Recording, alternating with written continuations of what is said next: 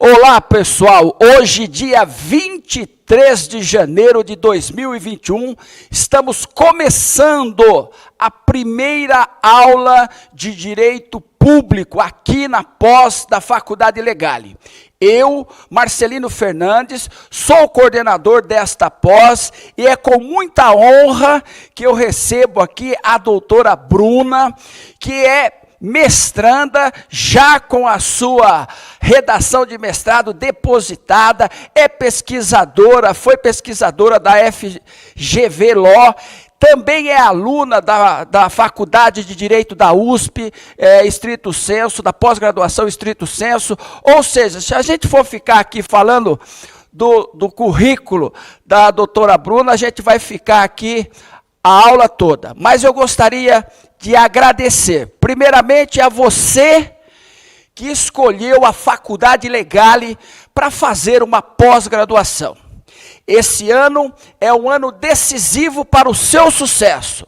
E o nosso compromisso de professores, coordenadores, diretores, funcionários aqui da Faculdade Legale é o compromisso de dar o nosso melhor para que você alcance as suas metas e os seus objetivos. Chega de papo e vamos para o que interessa. A professora Bruna é professora de Direito Constitucional na nossa pós-graduação. Teremos 4 encontros com ela, este é o primeiro, e eu tenho certeza que o seu aproveitamento, os seus objetivos vão crescer com essa aula. Muito obrigado, vou aqui no distanciamento social, ela vai pegar o seu microfone e vai começar essa aula. Muito obrigado. Olá, meus queridos alunos do nosso curso de pós-graduação em Direito Público, aqui da Faculdade Legale. Receberam agora, né, o professor Marcelino já me apresentou, e eu agradeço aqui a fala do professor Marcelino. Estou realmente terminando aí o meu mestrado e aluno especial aí na Faculdade de Direito, e a gente consegue continuar, né, estudando e lecionando, ensinando um pouco vocês sobre o direito constitucional. Sou professora aqui do Legale há 12 anos, tenho o prazer de dar aula aqui nessa instituição e um prazer de receber você aqui como nosso aluno no curso de pós-graduação. Fiquem tranquilos, nós teremos 4 encontros, tá, para tratar do direito constitucional.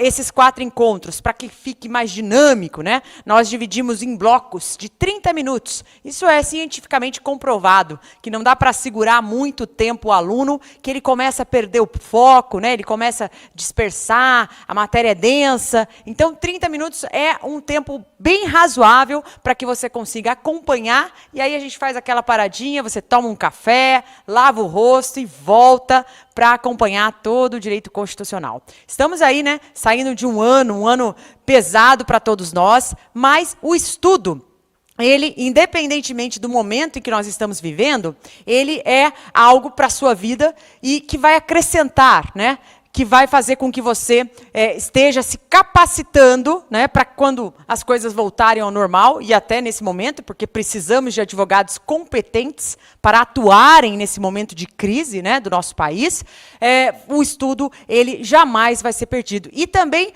faz com que você, né, ocupe a sua mente, continue produzindo, ainda que de casa, né, ainda que com esse distanciamento, não é a mesma coisa do que os nossos encontros presenciais, mas você não perde o contato com o seu conhecimento, com o processo de aprendizado, para que você obtenha êxito na sua carreira profissional. Tá bom? Essa pós, você sabe, né? Ela é destinada àquelas pessoas que gostam do direito público, pessoas também que pretendem prestar concursos públicos. É uma pós que pode contribuir para a sua aprovação. Ou você que quer apenas advogar e quer melhorar o seu conhecimento em relação ao direito público. Não é um tema, né, muito aprofundado pelos profissionais, né? Tem mais profissionais da área de direito privado e precisamos de bons profissionais no âmbito do poder público. Até porque, né, para auxiliar, né, a atuação de toda a administração pública, que vai gerar, que vai reger o nosso país, o nosso Estado democrático de direito. Tá bom? Bem, fique comigo.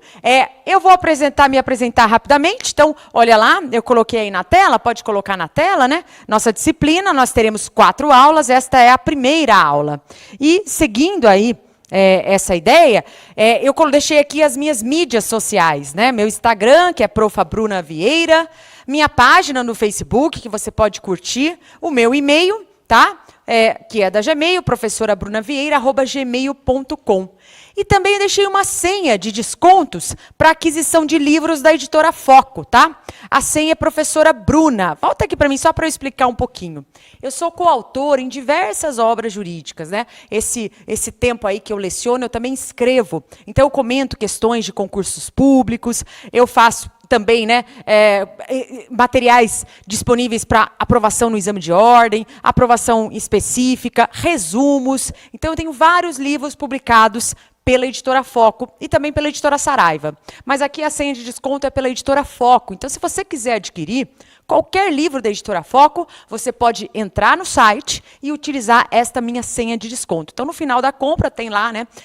Se você tem alguma senha de desconto, utilize o Professora Bruna, que certamente vai ter um bom desconto aí na aquisição desses livros. Tá certo? Então, eu deixo sempre aí para vocês. Esse ano eu prometo, né? Que eu vou mexer mais nas minhas mídias sociais, porque no ano de 2000 foi, né? O ano do término do meu mestrado.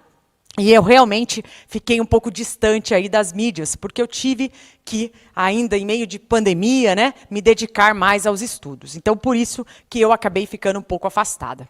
Bem, vamos então para o direito. Feita essa apresentação básica, né? Vamos para o direito constitucional. Deixe lá, né, nas minhas mídias que você é aluno aqui da pós em direito público, porque eu dou aula em vários locais, então deixe lá, né, o seu recadinho e diga de onde que você está assistindo essa aula. Porque eu tenho o prazer de conhecer os meus alunos. Inclusive, quando eu viajo pelo Brasil, né, eu gosto de conhecer os alunos aí de outros estados. Então, deixe lá, né, que você é aluno da pós e de onde é que você está assistindo a nossa aula. Essa via, né, pela internet, a gente consegue alcançar até pessoas de fora do Brasil. Então, vamos lá.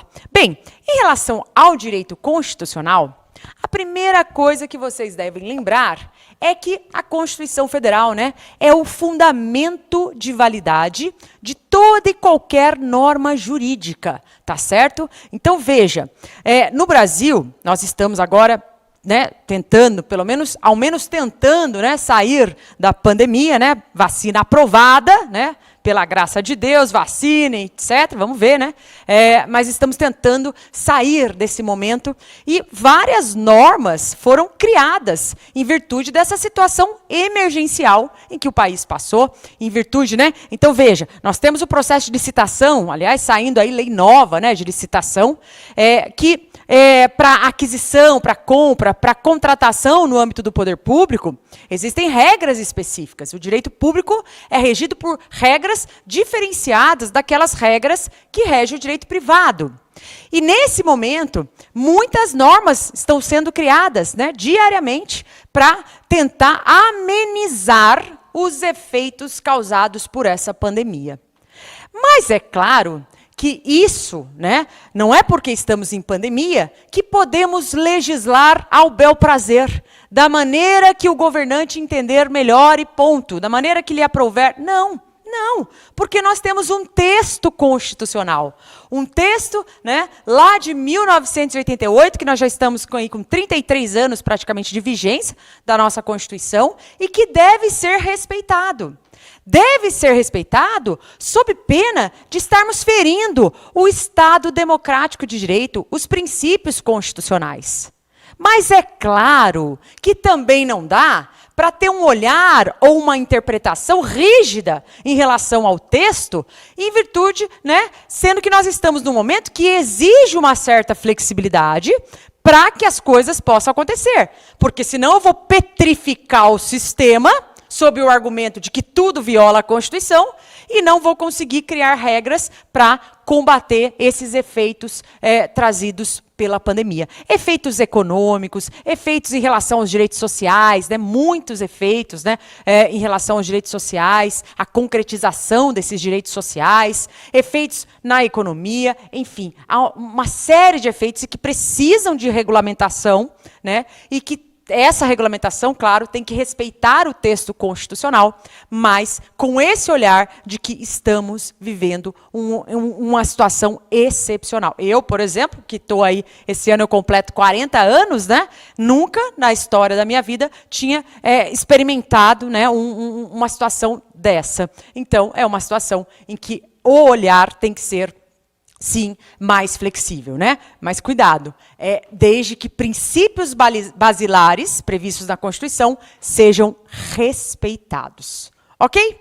Bem, eu sempre coloco nas minhas primeiras aulas algumas atualizações. Você precisa ao menos conhecer, né, as últimas emendas constitucionais. Não precisa entrar em detalhes, né, porque se você conhece a estrutura do texto da Constituição, as suas principais regras, a organização do Estado, os direitos e garantias, né, as principais normas trazidas pelo texto, você vai conseguir também entender, né, quando a Constituição tiver de ser alterada e o texto das emendas. Mas é sempre importante, em especial para aqueles que têm o desejo de prestar concursos públicos, né, de conhecer as atualidades. Então, sobre o texto constitucional, olha lá as últimas emendas constitucionais. Olha, em 2020, se vocês olharem aí, em 2020, ó, nós tivemos todas essas emendas. E olha, também em 2019, né? Então, eu coloquei as últimas emendas. A 108 é a nossa última emenda constitucional,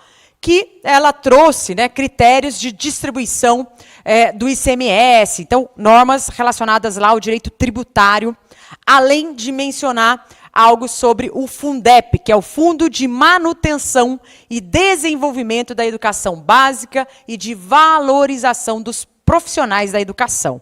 Então, quiser dar uma olhadinha, é só aqui a atualização, né?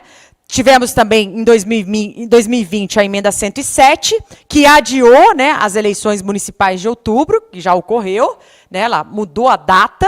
Tivemos a emenda 106, falando ainda de regime extraordinário fiscal, também em virtude da pandemia, lá, calamidade pública decorrente da pandemia. Tivemos a emenda 105, que tratou do orçamento. A emenda 104, agora já em 2019, que criou aí as polícias, né, polícias penais no âmbito federal, estadual e distrital. A emenda 103 de 2019, que alterou o sistema de previdência social. A emenda 102, né, que tratou da participação na exploração de petróleo e regras orçamentárias. A 101, que estendeu aos militares dos estados a possibilidade, né, do direito à acumulação de cargos públicos. E a emenda 6, tá, que tornou obrigatória a execução da programação orçamentária proveniente de emendas de bancada de parlamentares do Estado ou do Distrito Federal. Pode voltar aqui para mim. Veja que eu passei rapidamente pelas emendas, porque cada emenda ela é tratada especificamente da disciplina que lhe cabe. Então, se eu estou falando de uma emenda que trata do direito tributário, certamente, né, o professor de direito tributário ele vai explicar com profundidade o teor daquela emenda. Dentro da sua disciplina, no momento que ele está lecionando, ele vai lá e vai explicar com detalhes aquilo que está previsto na Constituição. Porque a Constituição, né, ela vai passar por todas as disciplinas, principalmente aqui em direito público. Você escolheu uma pós em que o estudo do direito constitucional é o pilar, né? É o alicerce estrutural de todo o direito público, tá certo? Bem, então agora entrando especificamente na Constituição Federal. Nós passamos, às vezes, anos na faculdade e não conhecemos sequer a estrutura, né? Então, primeiro, a primeira observação é que a nossa Constituição é a norma suprema de organização do Estado. É a Constituição quem traz os parâmetros, as regras do jogo. Eu tive um professor que falava, olha, direito constitucional, materialmente, né, a matéria constitucional, ela gira em torno do poder. É isso mesmo, gira em torno do poder. Então, tudo que estiver relacionado ao poder, você vai encontrar lá na Constituição, lá no direito constitucional. Adianto, né, que você vai encontrar, às vezes, mais que isso, mais do que isso, porque a nossa Constituição, ela é uma Constituição extensa, uma Constituição cheia de você tem que lembrar do momento em que ela foi produzida, em que ela foi criada. Nossa Constituição foi feita no momento pós-ditadura.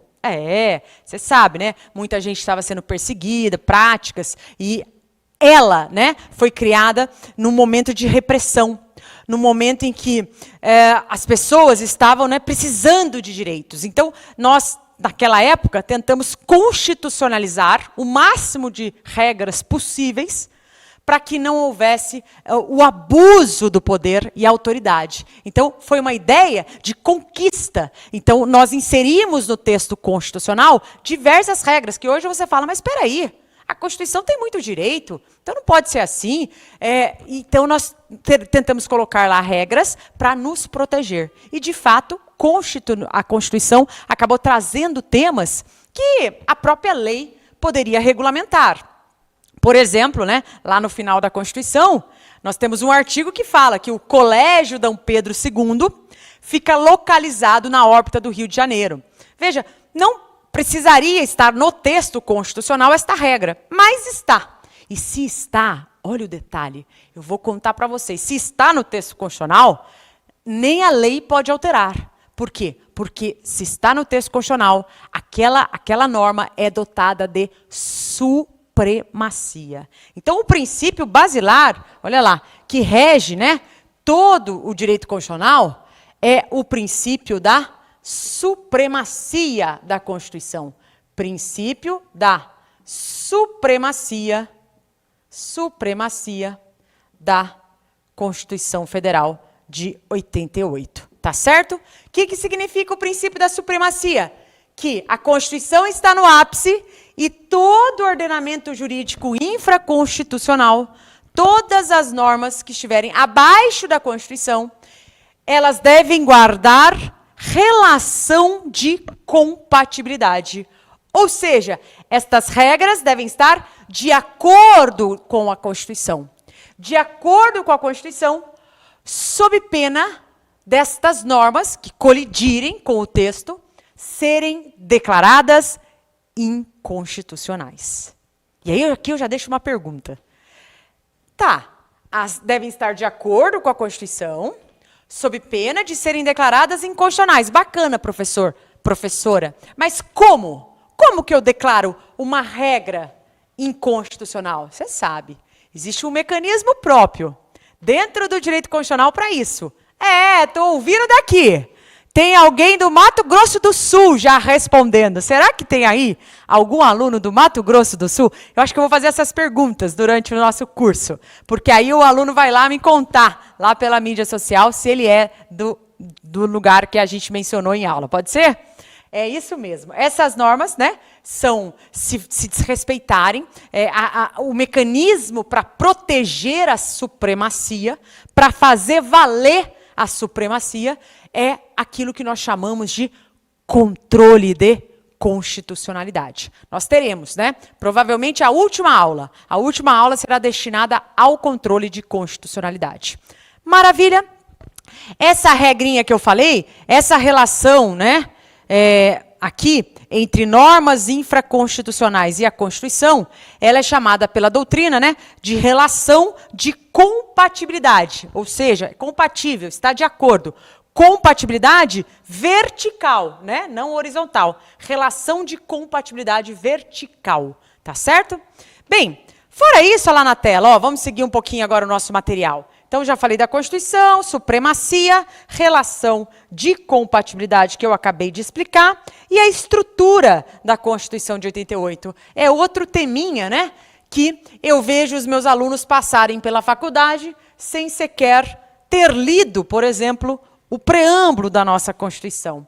Então, volte aqui para mim.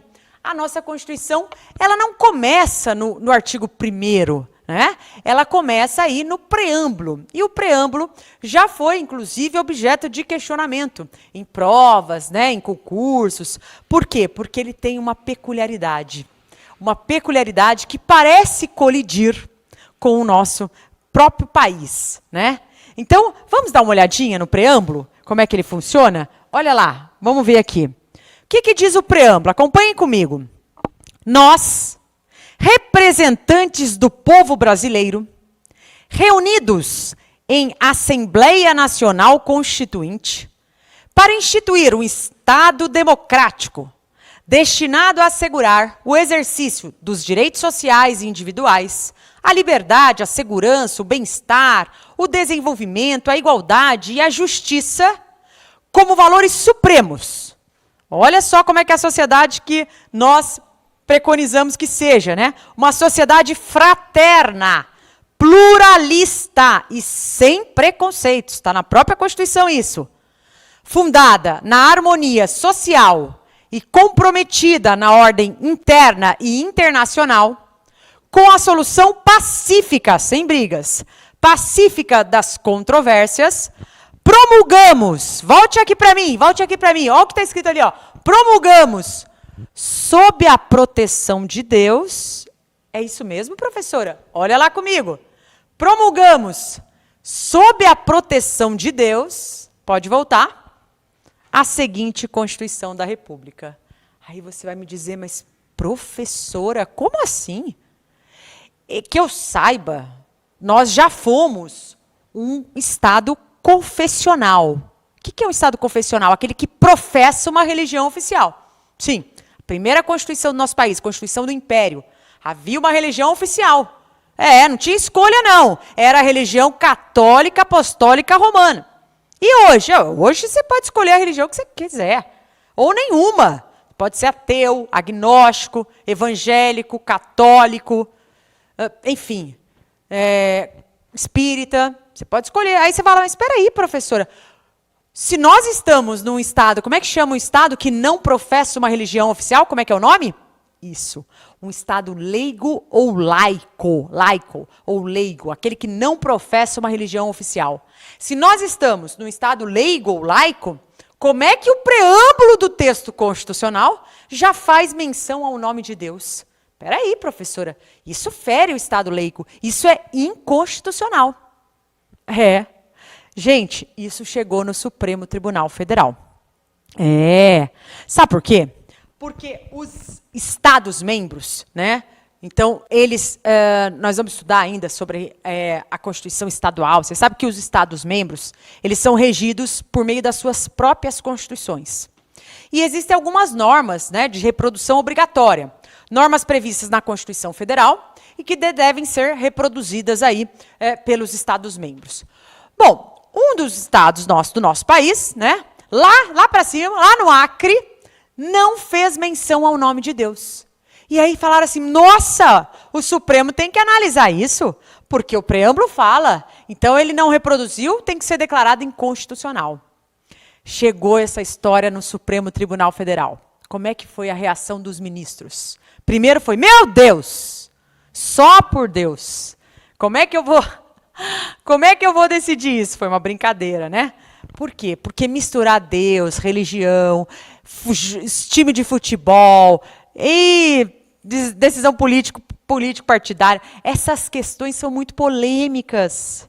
E o Supremo não gosta muito dessas questões muito polêmicas. Ninguém gosta, né, de dar cara a tapa. Até, por exemplo, os partidos políticos também, né? Vocês sabem que os partidos políticos, eles são legitimados ativos à propositura das ações do controle de constitucionalidade, né?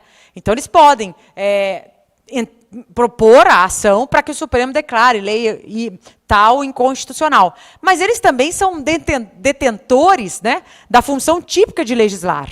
Então, existem situações que eles não precisariam levar ao Supremo para que o Supremo decidisse. Bastaria que eles fizessem a lei sobre aquilo que lhe interessa, né? Por exemplo, como nós falamos do casamento, né, parceria homoafetiva, essas questões, né, que acabaram muitas vezes, situações sendo resolvidas pelo Supremo, poderiam ser resolvidas pelo legislador, né, que tivesse coragem de legislar sobre assuntos polêmicos, né? E não levasse tudo para o Supremo, porque aí leva tudo para o Supremo, e a hora que o Supremo vai julgar, aí vem aquela conversa do ativismo, né? Do Supremo legislando. Então, nós temos que ponderar valores aqui, para entender melhor como é que é o funcionamento, né? Não estou nem protegendo o judiciário, nem protegendo o legislativo, mas estou dizendo que há um conflito constante entre os nossos poderes, porque, às vezes, né, para sair de uma questão polêmica, para não avançar numa questão muito polêmica, numa questão que possa fazer com que eles percam votos numa próxima eleição, né? Eles preferem judicializar aquela situação para que o Supremo intervenha. Então veja que nós temos que olhar, né, com um certo cuidado para todos os poderes, antes de fazer uma análise prévia de quem está extrapolando ou não. Tudo bem?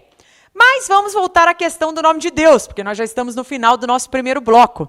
Então, eu quero dizer para vocês que o Supremo ficou com medo mesmo, nesse momento, de olhar para essa questão do nome de Deus. E ele preferiu dar uma decisão política, no seguinte sentido: olha, o preâmbulo, ele é maravilhoso, ele traz princípios, sim, vários princípios, né?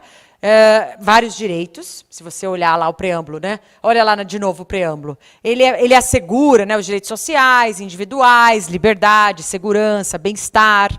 Olha só, valores, né, como justiça, desenvolvimento, né, bem-estar, né, harmonia social, comprometimento internacional e nacional, né, solução pacífica das controvérsias. Então, volte para mim. Traz vários direitos, vários princípios, vários nortes, né? Então, o preâmbulo deve ser olhado como um norte interpretativo. Então, todas as normas constitucionais devem ser interpretadas à luz do preâmbulo. Foi isso que ele quis dizer. Mas o preâmbulo em si não tem força cogente, não tem força normativa. O que significa dizer isso a contrário senso? Significa dizer que se uma lei violar tão somente o preâmbulo, tá? Se uma lei violar tão somente o preâmbulo, esta lei não poderá ser objeto de controle de constitucionalidade, porque o preâmbulo em si não tem força normativa. Ele serve apenas, segundo o Supremo, de princípios, de norte, de regra, vetor interpretativo para as demais normas. Veja, se você é um constitucionalista como eu, ou ao menos gosta de direito constitucional, você vai olhar, mas espera aí, professora, eu já aprendi, né, que princípio hoje vale até mais do que regra, porque muitas vezes as regras elas foram criadas com base em princípios, elas vêm para materializar aquilo que o costume, que o princípio já vinha propagando, né? Então, nós sabemos que os princípios são importantes, são estruturais do nosso sistema jurídico, eles devem ser respeitados. Por que o preâmbulo não deve ser respeitado, né? Então, veja que foi uma decisão política. Na verdade, o Supremo não quis adentrar na discussão se colocar ou não o nome de Deus é ou não inconstitucional. Ele preferiu sair de cena, né, não conhecendo da ação. Tá? Então, se aparecer em uma prova, você que estuda para concurso, saiba disso, que o preâmbulo, embora integre a Constituição, tá? Faça parte da Constituição, ele não serve de padrão para eventual declaração de inconstitucionalidade. O que é o padrão? Bom, quando a gente fala de controle, você deve lembrar que há sempre uma comparação entre um padrão e uma norma. Então, o padrão será sempre a Constituição Federal de 88. Ela é a estrutura, né? Porque eu vou comparar. Se eu vou controlar a constitucionalidade de alguém, de alguma norma, eu preciso comparar aquela norma com o texto da Constituição. Mas não são todas as partes da Constituição que servem de padrão. Então, eu dei o exemplo, né? Que é apenas essa, que é o preâmbulo. O preâmbulo não serve de padrão para declaração, né, para eventual ação de constitucionalidade, declaração de inconstitucionalidade. Tá certo? Fora o preâmbulo, nós vimos agora há pouco, olha lá na tela, ó, que a estrutura da Constituição não é só o preâmbulo, existem as disposições duráveis, né? Pode voltar aqui para mim. Existem aí as disposições duráveis, existem as disposições, né, transitórias, vou colocar aqui, né? As disposições duráveis, que é o corpo da Constituição, tá? Existem também as disposições transitórias, que é o tal do ADCT, disposições ato das disposições constitucionais transitórias e ainda as emendas constitucionais. Existe ainda todas essas partes. E todas essas partes, elas servem de padrão para a declaração de inconstitucionalidade. Então, se uma lei violar uma emenda, opa, pode ser declarada inconstitucional. Se uma lei violar, professor, um artigo do ADCT, ela pode? Pode ser declarada inconstitucional. Mas essas demais partes da Constituição, nós veremos após o intervalo. Então, vai lá, toma um café, lava o rosto, abre o coração, né, e volta, porque ainda tem muito direito constitucional para nós conversarmos. Um abraço e até já!